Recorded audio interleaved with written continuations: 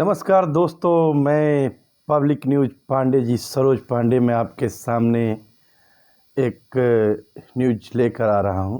मैं आज से 17-18 दिन पहले अपना चैनल बनाया था और मैं यूट्यूब के माध्यम से आपको मुखातिब होना चाहता हूं। ये मुद्दा कुछ छोटा मत समझिएगा, क्योंकि इस मुद्दे में हमारे राज्य के सभी लोगों की खून पसीने की गाढ़ी कमाई लगी हुई है। और ये मुद्दा है बिहार के हर एक पंचायत में बना हुआ पंचायत भवन। आप जानते हैं, माननीय मुख्यमंत्री बिहार सरकार नीतीश कुमार जी ने हर एक पंचायत में लगभग ग्रामीणों की सुविधा के लिए एक पंचायत भवन बनवाया है, जिसमें वो सोचते थे, उनका विचार ये था कि मुखिया, सरपंच, वार्ड मेंबर या जो भी पंचायती ये जीते हुए लोग हैं, उसमें बैठ कर के हमारी ग्रामीण लोगों की समस्या का समाधान करेंगे। लेकिन माननीय मुख्यमंत्री जी ने ये कभी सोचा नहीं था कि ये स्वर्णिम युग कब आएगा। मैं लगभग 2 विधानसभा से उस बिल्डिंगों को बने हुए देख रहा हूँ। लगभग हर एक पंचायतों में उस बिल्डिंगों का निर्माण हुआ है, लेकिन मैंने आज तक किसी मुखिया को, किसी सरपंच को, किसी वार्ड पार्षद को या सचिव को या जो भी उस पंचायत में जीते हुए मेंबर हैं, उसकी उपस्थिति कभी मैंने देखा हो। क्या आपने देखा है? पता नहीं क्यों मुखिया जी लोग या वार्ड पार्षद या जो भी पंचायत में जीते हुए कैंडिडेट लोग हैं, उसमें बैठना क्यों नहीं चाहते। इतना सुंदर भवन का निर्माण कराया गया है, फिर भी ये लोग बैठने को राजी नहीं है। क्यों? क्या हमारी कमजोरी है या पंचायत के लोगों की कमजोरी है? ये पंचायत के मुखिया जी लोग बैठना क्यों नहीं चाहते हैं, ये समझ में नहीं आता। अगर मुखिया लोगों को बैठना नहीं था तो बिहार सरकार ने बिहार वासियों के इतने पैसे को बर्बाद क्यों किया? मैं पूछना चाहता हूँ माननीय मंत्री लोगों से कि ऐसा क्यों हो रहा है।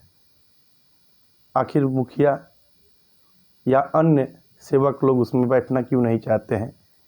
ये ग्रामीण की सुविधा के लिए बना हुआ है। ऐसा कोई कानून नहीं बनाया जा सकता है कि आपको उसमें बैठना अनिवार्य है।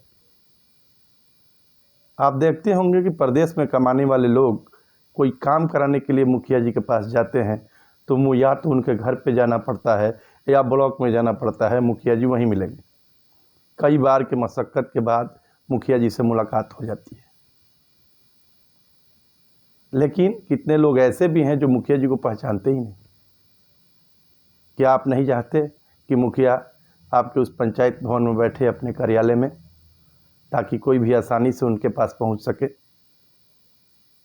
जनता क्या मुखिया जी को इसलिए चुनती है कि उनके दरवाजे पर जा जा करके पैरवी करनी पड़ेगी, किसी काम के लिए जाना पड़ेगा? ऐसा क्यों होगा? जनता अपनी ताकत क्यों नहीं समझ रही है?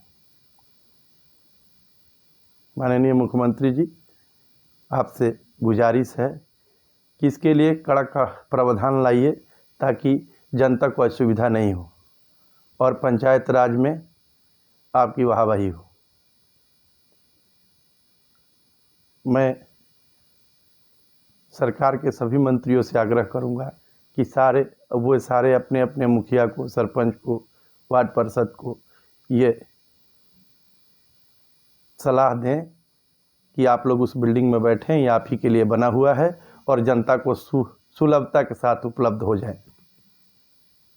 अगर सुलभता के साथ उपलब्ध नहीं हो रहे हैं तो किसी भी मैं माननीय मुख्यमंत्री जी से कहूँगा कि कोई भी दलित वर्ग के लिए स्कूल बना दिया जाए, क्योंकि ये वेस्टेज ऑफ मनी मत कराया जाए। 5-5 साल 6-6 साल से बिल्डिंग बनी पड़ी है और जब खुलेगी तो उसमें मेंटेनेंस का खर्चा और आ जाएगा। ये जनता का पैसा है, जनता का पैसा को बर्बाद न किया जाए। मुखिया जी को बताया जाए कि ये बिल्डिंग उनके लिए बनी है और उनको उसमें बैठना है। कम से कम 9 से 1 बैठ जाएं या 1 से 5 बैठ जाएं। उसके बाद वह जनता के कार्य के लिए या कोई कार्य करा रहे हैं, कोई संपादन कर रहे हैं, जनता से मिल रहे हैं, उसके बाद का समय वो सुनिश्चित कर लें। जनता को इसके लिए जागरूक होना पड़ेगा। और ये पब्लिक की ही संपत्ति है और पब्लिक के द्वारा नेताओं को चुना जाता है।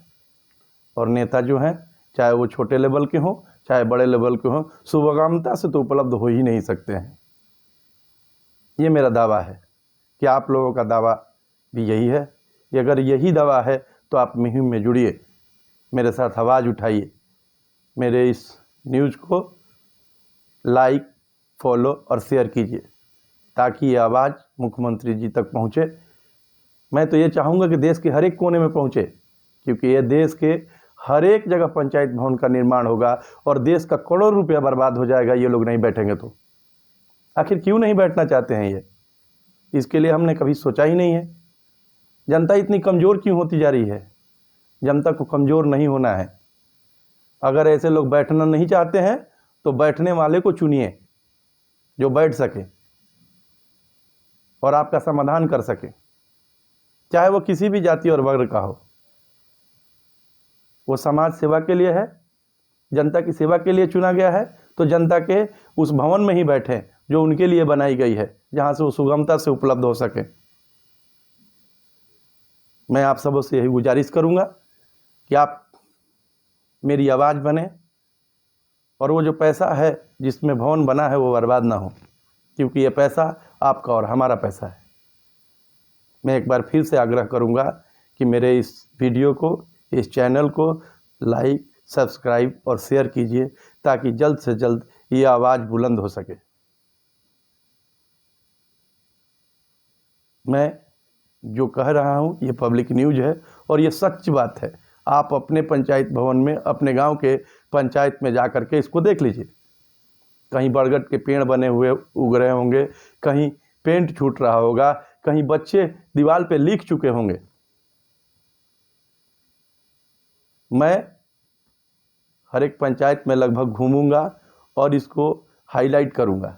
मेरी आपसे गुजारिश है कि मुझे आप समर्थन करें, इसको लाइक फॉलो करें ताकि ये आवाज़ मुख्यमंत्री जी तक पहुंचे और इसके लिए कोई कानून बन सके कि आप पंचायती राज में चुने गए हैं तो पंचायत भवन में आपको बैठना होगा, यह अनिवार्यता है, अन्यथा आपकी सदस्यता को रद्द कर दिया जाएगा।